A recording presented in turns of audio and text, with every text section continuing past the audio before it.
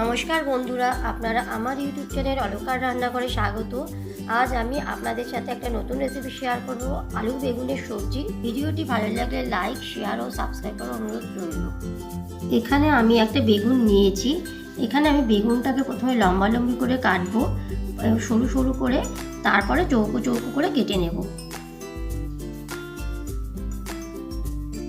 এই দেখতে পাচ্ছেন কিভাবে আমি কাটছি বেগুনগুলো, এইভাবে আপনারা কাটবেন এবং মাঝখান থেকে আমি ছোটো ছোটো করে কেটে চৌকো চৌকো করে কেটে নেবেন। এটা হাতে যদি খুব কম সময় থাকে তাহলে চটজলদি কীভাবে এই সবজিটা বানাবেন সেইটা আমি বলছি। এই রেসিপিটা বানাতে বেশি সময়ও লাগে না এবং বেশি উপকরণও লাগে না। এই বেগুনগুলো আমি এখন কেটে জলে ডুবিয়ে রাখবো যাতে কালো না হয়ে যায়।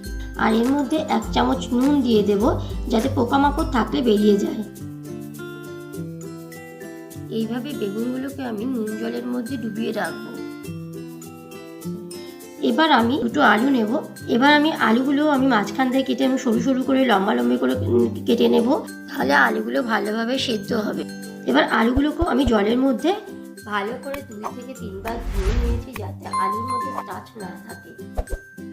এবার আমি কড়াইটা গরম করে নিয়েছি। এবার 5 চামচ সর্ষের তেল দিয়ে দিয়েছি, 1/2 চামচ কালো জিরে ফোড়ন দিয়েছি, তার সাথে 1 চামচ আদা বাটা দিয়েছি, 1 চামচ কাঁচা লঙ্কা বাটা দিয়ে আমি নাড়তে থাকবো 10 থেকে 15 সেকেন্ড। এই নাড়তে নাড়তে এবার আমি আলুগুলোকে আমি ভেজে নেব এই মশলার সাথেই।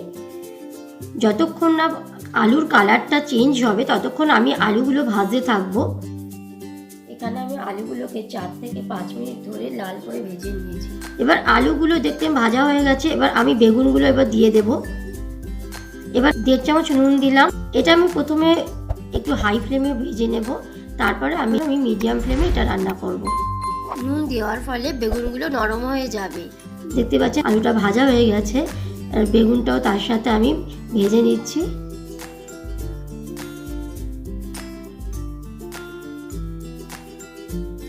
এক চামচ হলুদ দেবো। এবার এটা দিয়ে পুরো মশলার সাথে এটা ভালো করে মাখিয়ে নেব যাতে আলু আর বেগুনের মধ্যে মশলাগুলো ভালোভাবে লেগে যায়। এরপর এর মধ্যে আমি মিডিয়াম সাইজের 2টো টমেটো কেটে দেবো। যদি বড় সাইজের টমেটো তাহলে একটা দিলেই হবে।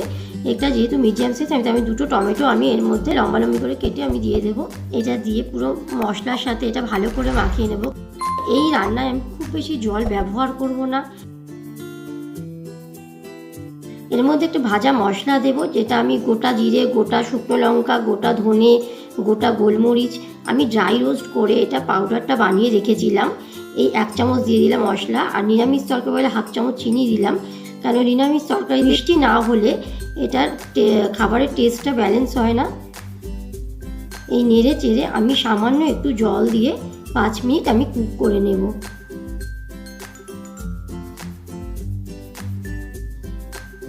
এবার আমি 5 মিনিটের জন্য প্যানটা মিডিয়াম ফ্লেমে ঢেকে রাখবো। ব্যাপারে এটা অনেক সেদ্ধ হয়ে যাবে।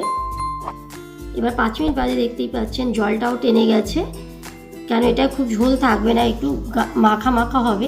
দেখতে পাচ্ছেন আলুটাও সেদ্ধ হয়ে গেছে।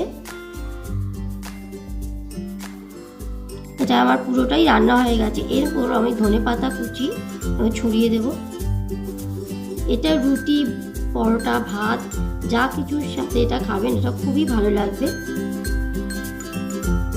দেখতেই পাচ্ছেন আমার আলু বেগুনের সবজি রেডি হয়ে গেছে। ভিডিওটি ভালো লাগলে লাইক, শেয়ার ও কমেন্টস করবেন এবং সাবস্ক্রাইব করার অনুরোধ রইল।